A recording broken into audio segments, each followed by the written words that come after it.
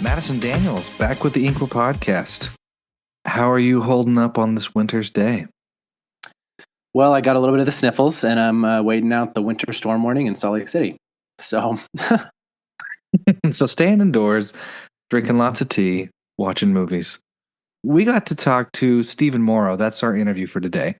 I call him sound mixer of the stars. He'd be maybe embarrassed by that. This guy has just done so much with everybody. When we got talking about directors he hasn't worked with, I was like, wow, you still have room to go? You have over 158 movies to your name. holy cow, that's so many. That's just a man who's worked. So, he's done everything from little movies to big movies, like a little art house movie. You may have heard of it called A Star is Born. I think I remember that one. It had like Lady Gaga in it or something. Yeah, some little indie artist, Lady Gaga. Maybe something more mainstream, your speed. Okay. Fast X, which is, fast. There's too many past Fast 2. Ford v Ferrari. La La Land, just a little flick called La La Land. Transformers, Little Miss Sunshine. Transformers are probably my favorite out of all of those, and that's a popular opinion. He's done Maestro and The Color Purple, both in awards contentions. And just like last week, Bradley Cooper called him out in a speech or in an interview. So, without further ado, let's just get to the interview. Stephen Morrow, sound mixer. How you doing, Tristan? Well, yeah, Stephen Morrow, welcome to the podcast. Thanks for having me. So let's talk a little bit about, where did you grow up? Were you LA native? Did you move here? No, so I was born in Pittsburgh, Pennsylvania, and my parents got divorced when I was 4. My mom remarried, my dad remarried. My mom remarried my stepdad, who got a job in Los Angeles when I was 8. So we moved to LA when I was 8. That's when I fell in love with making movies. I got to see them shooting movies across the street from where we were living in Woodland Hills. There's a park that they would film at all the time. And when around 11, about 3 years after moving to LA, we moved to Seattle. My stepdad was a computer programmer, so he's basically, that went up to Seattle. But my love of making movies kind of was always there. From the time I was 8 until now, still love making movies. So once I got out of high school, I went to community college in Seattle and learned the art of making short films that sounded terrible. Took a sound class and I was like, I got to figure this out. So I took a sound class and learned that way and just kind of did the best I could. And then at a certain point, I was like, this is a great hobby in Seattle, but I got to move to LA to pursue this as a career, because otherwise there's not enough work in Seattle to make it worth it. So I moved to LA and I've been there ever since. And what year was that you moved down here? 1998. 98, okay. So I know you talked about doing some short films and things like that. When did you make your first short or the first thing you filmed? Was it when you were a kid or when you were there at community college? Yeah. I guess when we were kids, we'd make shorts all the time. I had this Fisher Price PXL 2000 video camera that you used to shoot it with a cassette tape, and the cassette would run like a 60-minute cassette tape would run 5 minutes of video. It was like black and white video. From Fisher Price. It was hysterical. Yeah, so I kind of made, me personally making short films in community college. I guess in a summer program, my mom signed me, when I was like 15, 16, signed me up for a local community college film, summer camp, and we would make movies in that. So that was fun. But yeah, for the most part, anything serious, it was right after college in Seattle. And I actually left the community college early. Once I got a job on set, I realized, oh man, I don't know what an Apple box is. I don't know what a C-stand is. And I've been going to this college for a year and a half and I don't know any of this actual practical stuff. So when I thought, okay, I got to get out of here and learn to actually work for a living and I'll learn by earning. You know what I mean? I was going to say, I know a lot of our listeners are people in LA or outside of LA thinking about the movie industry or, how to get in on film, TV, things like that. Would you say in your experience, it was better off doing that versus maybe your peers that went to a film school, did 4 years, having experienced both?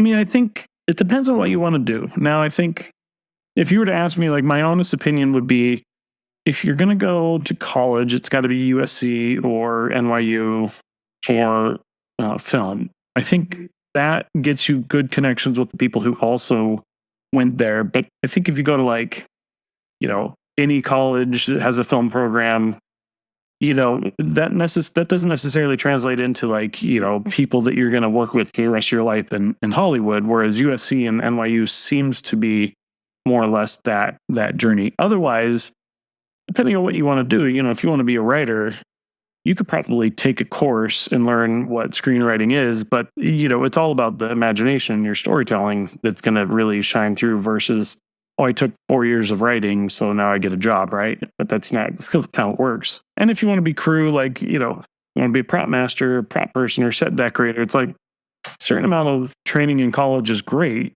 but it doesn't, you could come out with a master's in anything and you're still starting at the bottom and you have to work your way up. So, yeah, I think everybody has their own journey in it. You just kind of pick your best route. Like, some people, need college to figure out what they're doing after high school.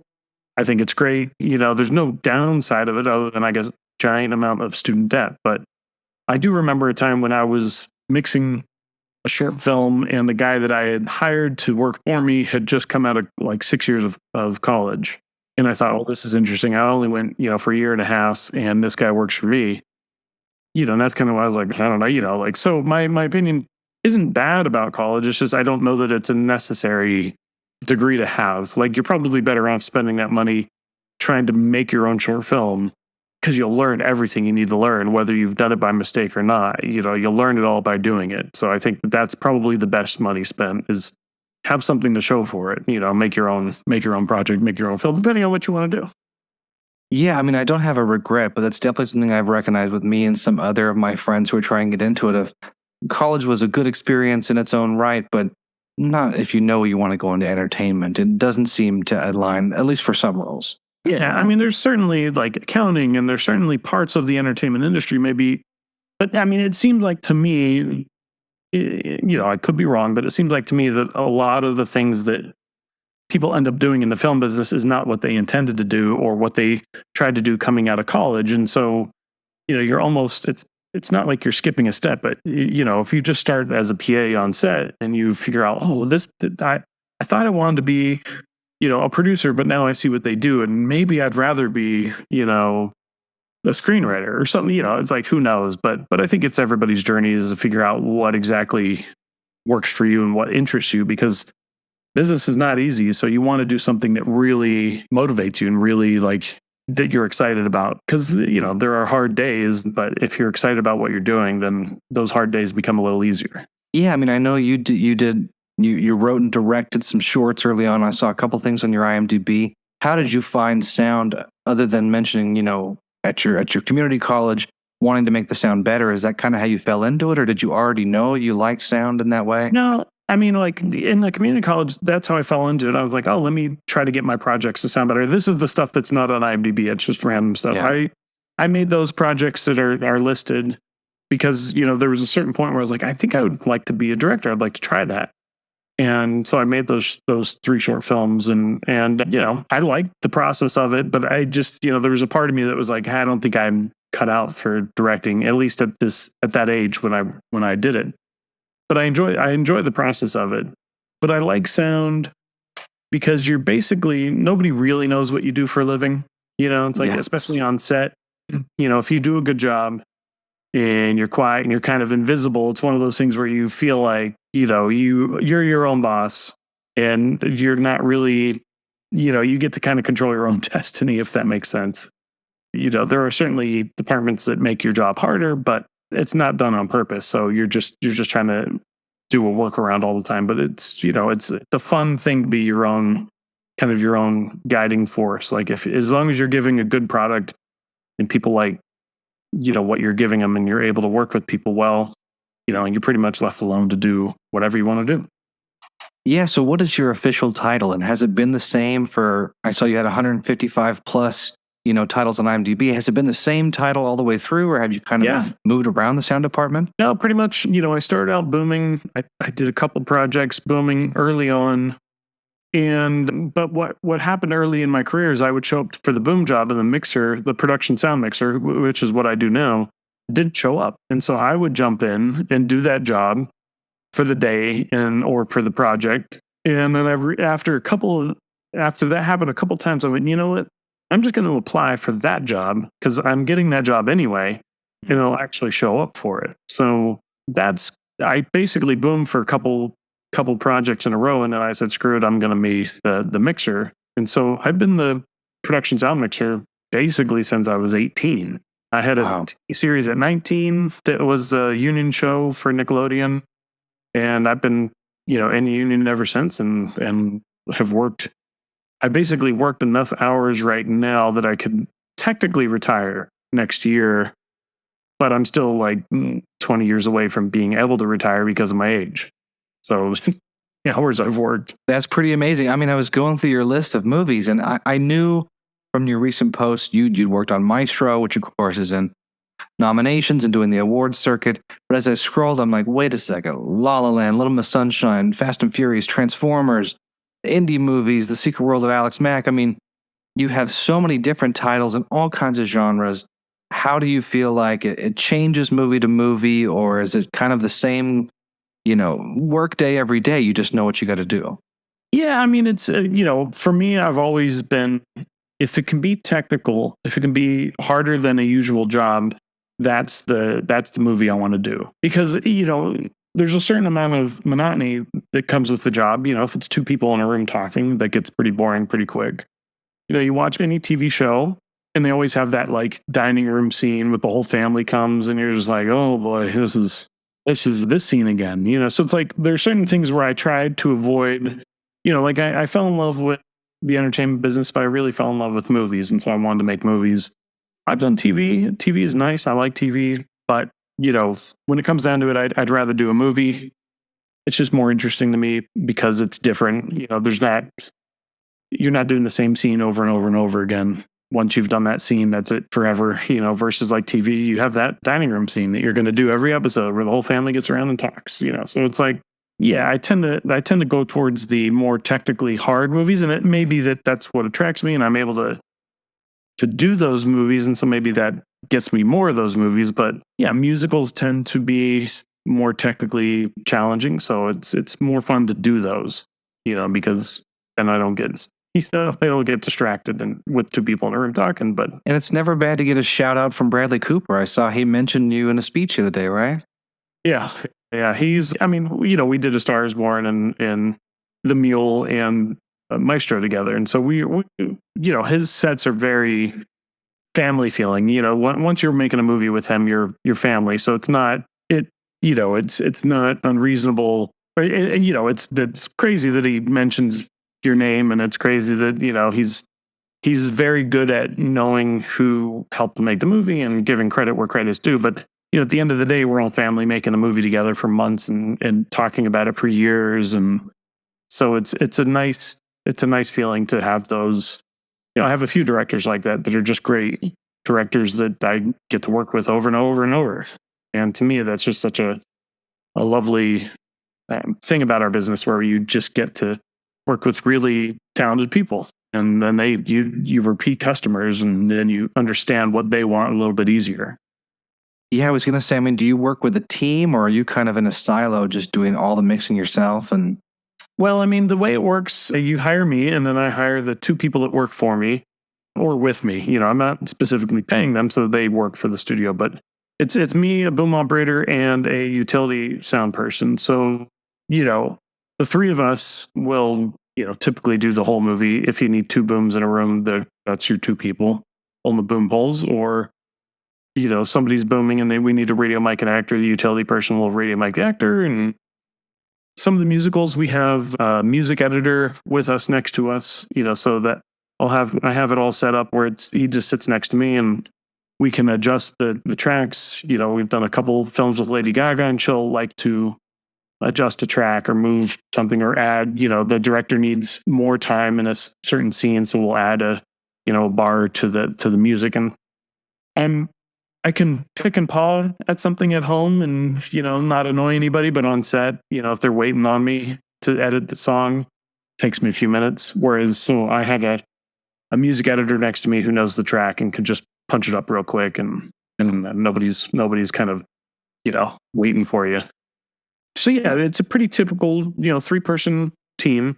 And then every once in a while I have a fourth person that's, music involved. And what's it like? I mean, when do you first get involved? Is this something where a director or a studio producer will come to you really early on, or is it after they've got talent attached and greenlit a budget? I mean, it really depends. Like, I'm starting a movie in March with Jason Reitman. He's directing it. But this movie's kind of been in the works, since 2019, 2020. He wrote it. And early on, he said, here's the movie we want to do. And he involved me in some table reads so that we can understand, it's going to be a heavy sound movie. And so it's one of those things where, he involves you early so that you can kind of wrap your head around it.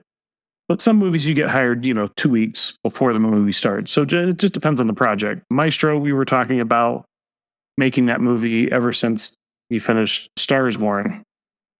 So that was like, there's ongoing conversations about, it depends. I guess it depends on how technical sound is. If it's just a movie where it's just people talking and it's not a big deal sound wise, like, it's not like a technical ordeal, then you pretty much just get hired, shortly before the film starts. Because the sound department is one of those departments that is hired and pretty much only has a couple days before they start shooting to prep and get the gear in. You start shooting, and then on the last day, you have 1 or 2 days to wrap out, and that's it. Whereas our department, wardrobe, makeup, all these people have much longer preps bringing into the movie before we start shooting. But sound, we pretty much just, prep it and bring it in and get it done. So it depends on technicality of it, but for the most part, it's not a huge amount of prep.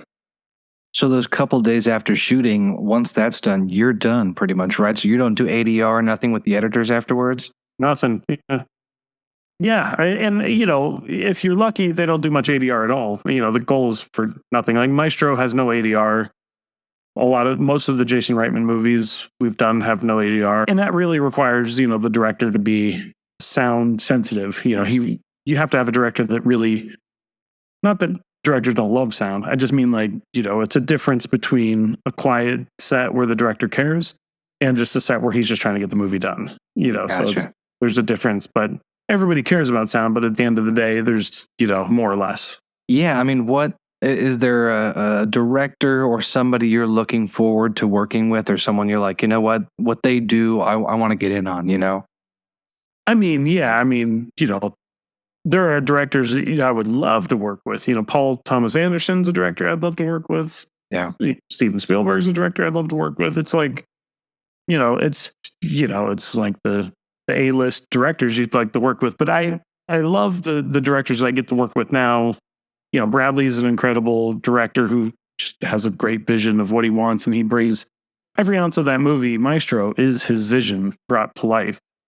Like, there's not something that just accidentally happened and it made it good. It's like, no, he chose everything that is in that movie, and that's what makes it good.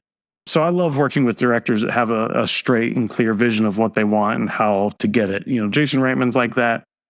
He loves making movies. He loves his crew. And so you work as hard as his passion is for the project. Like, that's everything. If the director could care less, the crew cares less, Yeah. So just like anything, you want to be led by somebody who's really inspiring, because that's just an inspiring thing to be around. What are some of the unique challenges? I know you talked about finding projects that aren't just two people sitting in a room talking, but what are some things you still find challenge you, or, kind of present a different mindset when you're on set these days? Yeah. I mean, live vocals are a challenge and are beautiful when you can pull them off.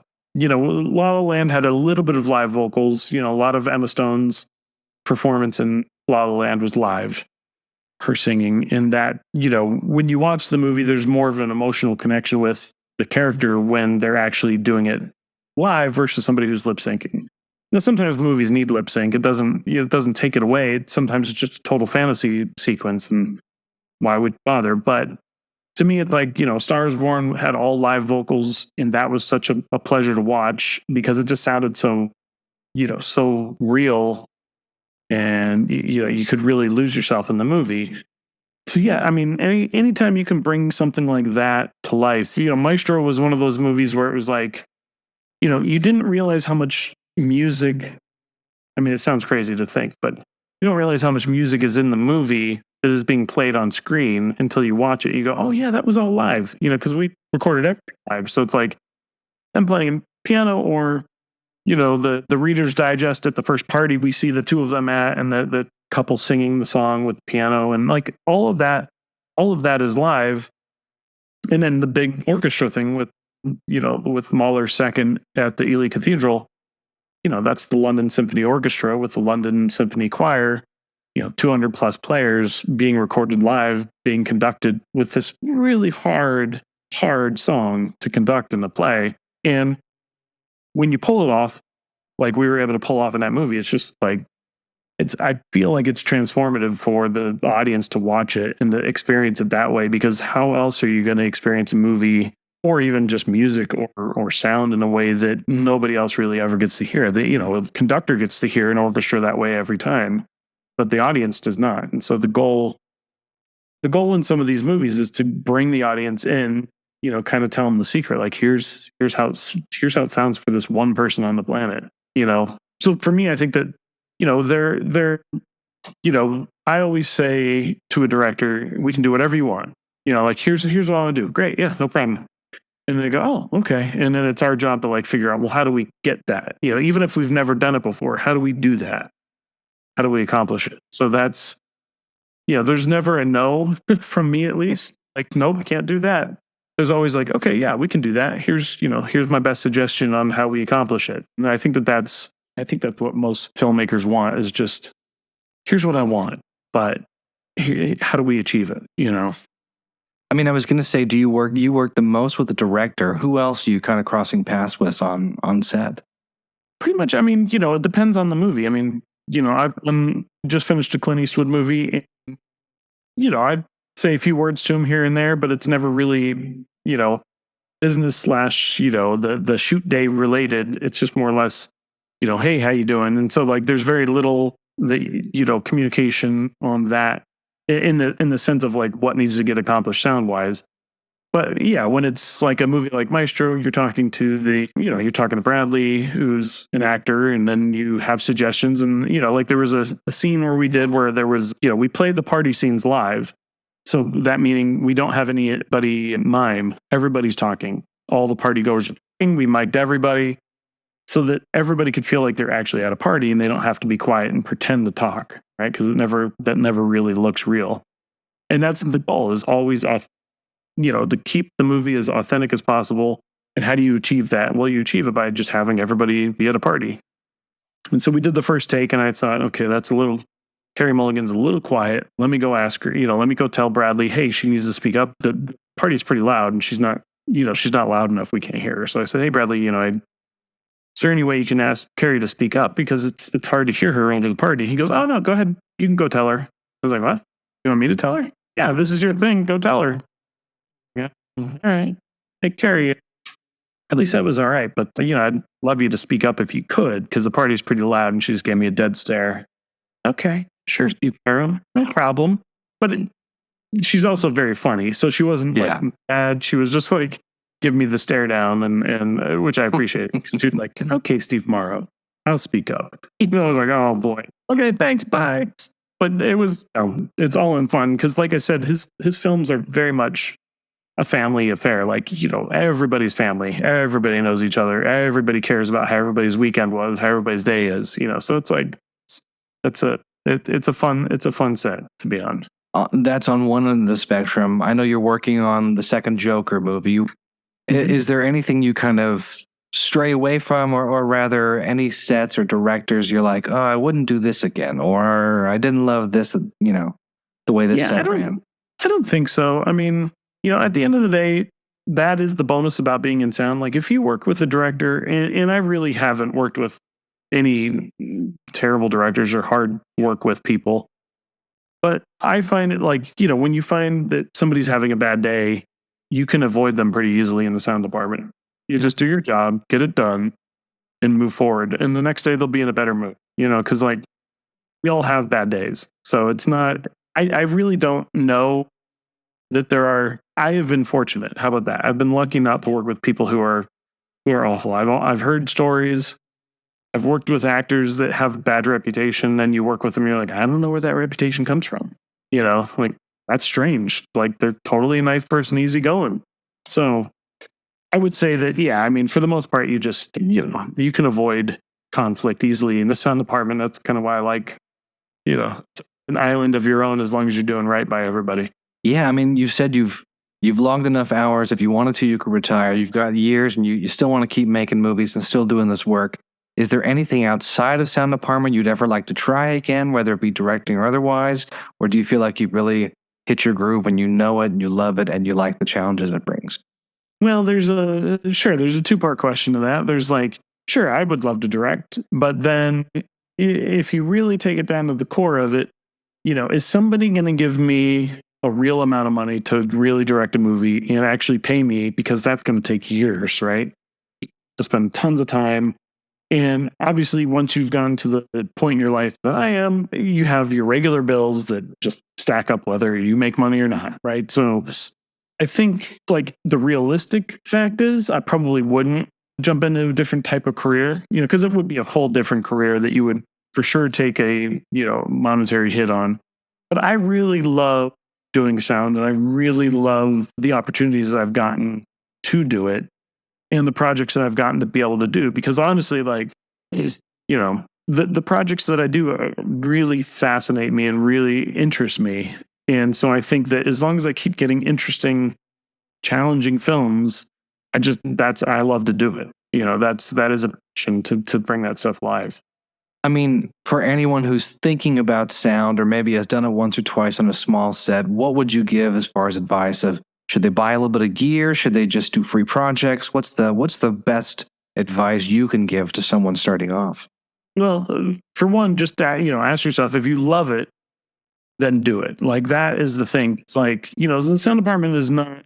There are other departments that are more get more attention, get more praise, get more excitement behind them, which is totally great. But if you love doing sound, then I think you should go for it and absolutely do it.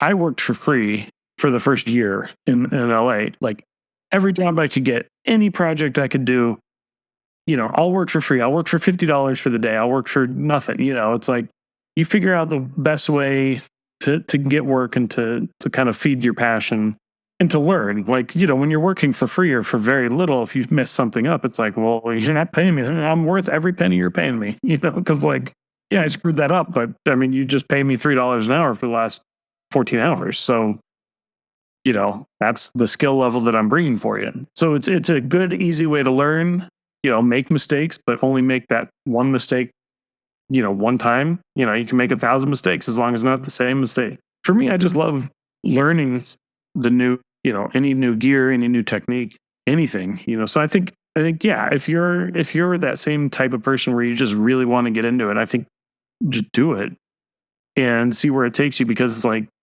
Hollywood's a weird town in the sense that the people who make it are the people who stuck around long enough. Yeah. Look at any actor who's like huge hit right now, right? And look at their resume.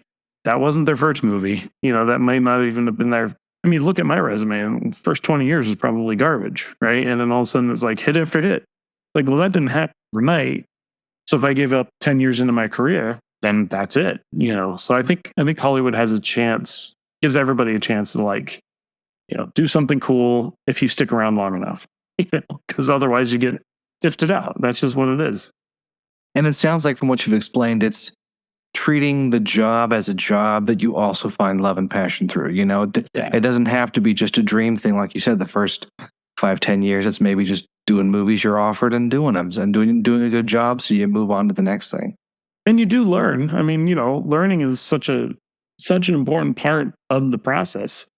It's not like I knew everything and then I was just doing these boring jobs. It was like, I didn't know what I was doing. Okay, so now I'm doing, okay, what does that mean? What does this do? And as you're learning, you're improving and you're getting better and better. And yeah, I mean, I think that's just part of the journey. Because if you threw me on a movie, like, I don't know, Mission Impossible 2 or 5 or whatever, and I hadn't done anything, it would be like, oh, it's overwhelming. You'd just be in trouble. So, it's better to start small and work your way up, because your comfort level grows with you as you continue to do these bigger movies. I still get nervous going to a set, the first day, depending on the movie, it's still nerve wracking. I don't think you'd ever get over that, but the rest of it's the fun part. So, and it is, you have to love what you do, because this is 12 to 14 hours a day, 5 days a week. You don't see your family much. You don't get to like go to family reunions. You don't get to see your, I have brothers and sisters that, I barely see, that are in different states, because it's like, when you're working, you have no time. When you're not working, you're broke because you're not working. So it's like, so this is like a passion that you have to have, or else, the things you're giving up for it won't seem worth it if this isn't something you love. How has it affected how you consume movies and TV? Do you watch a lot of your own stuff? Do you steer clear of it? Do you watch lots in general, or is it more kind of a... Yeah, I mean, I'll definitely watch a movie that I've made. I like to watch it twice. The first time, I'm just picking it apart in my head, or I go, oh, could have done that better, or I wish I would have done this better. Or, oh, good, they cut that scene out. I didn't like that scene, stuff like that. The second time I watch it, I can enjoy the movie for the movie. But yeah, I mean, there's some movies, and then I pretty much probably never see it again. I think I've seen Star a few times, and then I haven't seen it in, since then. But I love the movie. I think it's a great movie. It's just, I don't know. Yeah. But I love entertainment. I love watching movies and TV shows. Netflix and these guys have all made these great like limited series shows that are just a lot of fun. I think that's where you see like a lot of movies getting longer these days, because the directors are, maybe they're consuming these longer format TV shows and going, oh, I could do that, and do that in a movie. It doesn't have to be under 2 hours. I can do a 3.5, 4 hour. This is, Martin Scorsese. Yeah, well, I'm not saying anything, but there are certainly stories that require a longer view time. But it's different. It's different. It's also they're not going to make a ton of money at the box office, so they don't have to worry about that. What are you excited to see soon, or that you've heard is announced? Oh boy, that's a good question. I think I'm really excited to see, like, movies are tough because right now there's like, I've seen everything because I'm an Academy member, so I try to see everything so that I can vote properly. I love sci-fi, so I love all the sci-fi TV stuff. Netflix has a few shows coming. Yeah, I wish I knew the titles. I just don't. It's kind of one of those things where I'm like, I don't know. You give something a shot, like Invasion. It was an Apple TV show, and I liked it the first season, but then the second season I really got into it. I was like, okay, this is great. Like first season struggled a little bit for me, but then after that it was insanely good. And same with like Foundation on Apple.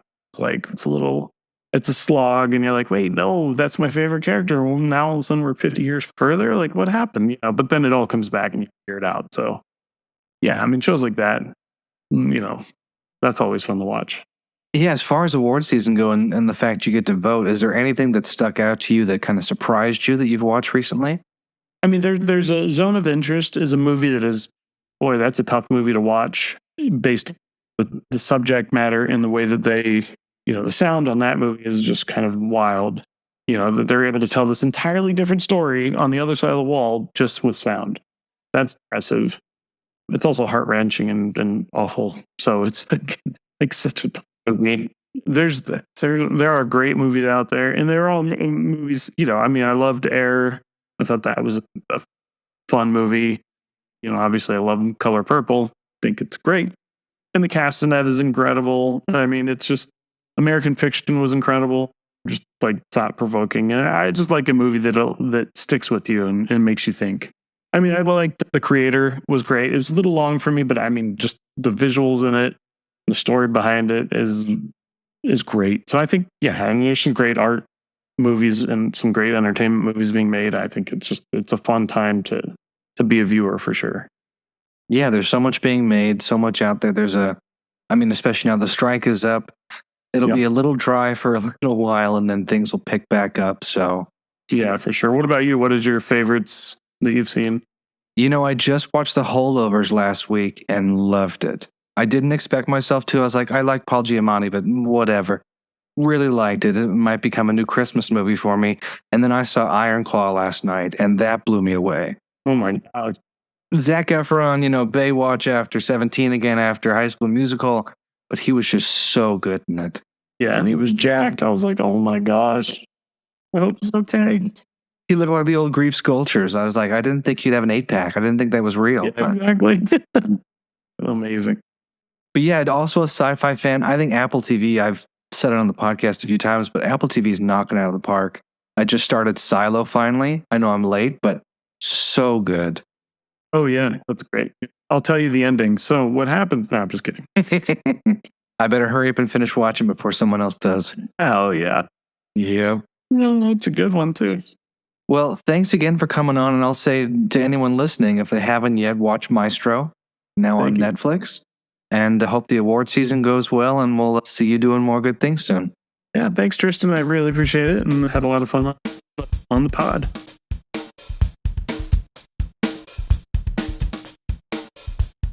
Steven was a heck of a guest to have on this week. Such an amazing filmography, so many fun stories. What a guy. Still really bummed that I wasn't there to ask him about Transformers. But I think the way he talks about his job is just so real, of just like, it's passion, but it's also putting in the hours and the time and the work, and then getting to watch and enjoy it afterwards and go like, oh, I did that. That's pretty great. They're just like us. They're real people. What a guy. It'll be exciting to talk to him again. I really hope Maestro gets some good awards through the Oscars. Well, before we sign off, let's catch up a little bit on what we've been watching. I mentioned it on the interview with Steven, but I saw Iron Claw and Holdovers this last week. Have you seen those yet? I have not, although I've heard really great things, especially about Zac Efron. You know what? The High School Musical star that could have been stuck in the Disney machine that just churned and burned, he did an amazing job. Yeah, because he's been in, because the Iron Claw like promotion has been going on social media and stuff, like I decided to watch Neighbors for the first time with him and Seth Rogen. And that one was a really fun movie. And he kind of played the dude. I mean, that's what you expect from Zac Efron, is to play kind of the dude bro. And he did a really good job when you could tell that, oh, there's some depth there that he's bringing to his dude bro-ness that sells it really well. Yeah, it's natural for him in some way. I mean, I just watched 17 again before Iron Claw because I'm like, let's just get back in. Oh, what a great movie. What a fantastic movie. We know he's got talent, right? And I love that documentary series he's done with his buddy about, food around the world and different kind of practices and things. Down to earth. Down to earth, thank you. Such a good series. I don't know what I expected because I watched very little before going to see it. I was like, I don't want to just ruin the experience. Other than I saw pictures of him and I was like, the man's got too many muscles. Like, how is that even possible? He's got too many muscles. When the movie opens on him, there's another opening scene with his dad, but when it gets to him and we finally see grown up him, there are veins on his arms popping out everywhere. And it's just like it's an Adonis complex moment. You're just like, how did that even happen? How can those veins be there? It's blowing my mind. Yeah, and especially this last week, they did the Jeremy Allen White did his Calvin Klein campaign where he was just in tighty whities doing pull-ups, and I'm like, bro, my gosh. Yeah, it's just the whole movie was a lot like that. It was a lot of the shirtless brothers. It's so lovable, and then it hits tragedy, but the whole way through, Zac Efron is the star. I mean, he's just so good. So I'll need to see it. Yeah, and then Holdovers, I heard about it before Christmas, and I was like, I should see it. It left theaters in LA. I went traveling, got engaged, came back, and I was like, okay, this might be a new Christmas movie for me. It's so good. It has a little Dead Poet Society to it. Right. My fiance and I were like, oh, that's a good comparison, but also something fresh, and it's just Paul Giamatti being Paul Giamatti. Well, I think the cinematography and the film, it was like shot, like it looks like it was a film that was filmed in the 80s or 70s, right? Yep, it's definitely worth a watch. Climbed my list pretty quick. I'll have to see where it shakes out when I finally go around and organize last year's movies, but so good. What Nice. have you been watching in the last few weeks? Boy, well, I'm a little unemployed right now, so I've been doing nothing but watching stuff. Fantastic. So, I just recently finished Marvel's Echo series, the 5-episode series that is kind of like a little spotlight, rather than kind of this big, huge Marvel story. Kind of focuses on this one character, Maya Lopez. It was pretty good, especially like I feel like Marvel's kind of had a rough 2023. And I think in terms of storytelling, I can tell that they're trying to like recenter themselves. And I think I think I was really skeptical of the Echo series going in, just because I'd heard a lot that they had a lot of reshoots and that they were really worried about it. But it was enjoyable. You know, it was just kind of like it almost felt like a return to Marvel's Netflix universe with Daredevil and Jessica Jones and stuff, and it was enjoyable to watch. Did you like it more or less than Loki season 2 and Secret Invasion? Oh, less. Okay. I liked it more than Secret Invasion, but less than Loki. Loki season 2 was phenomenal. Secret Invasion was horrible. It just wasn't good. It was a mess. So this one was Echo was really good. It was worth watching, and it's only 5 episodes, so it's not like a huge time commitment. Yeah. It doesn't feel like that at all. Just like the old 2-part made for TV movies of the day, you know, about 5 hours long. Yeah, exactly. Right? There you go. Yeah. Well, there's lots to see, lots to catch up on. I know the Globes just wrapped. Lots of awards there, and may or may not transfer over to Oscars. Yeah, we're definitely going to have to talk more about our favorites from last year and our Oscar predictions coming up here soon. I know this weekend, Mean Girls, the movie after the Mean Girls musical after the movie, is coming out. That's a mouthful. Yeah, our writer up in Utah, Jackson Tapp, who started with us recently, he got a review up last night, and he liked it. He says it's a great adaptation for a modern crowd. They throw things like social media and cell phones in there without it feeling too awkward. So he was a fan, so that's one to catch this weekend.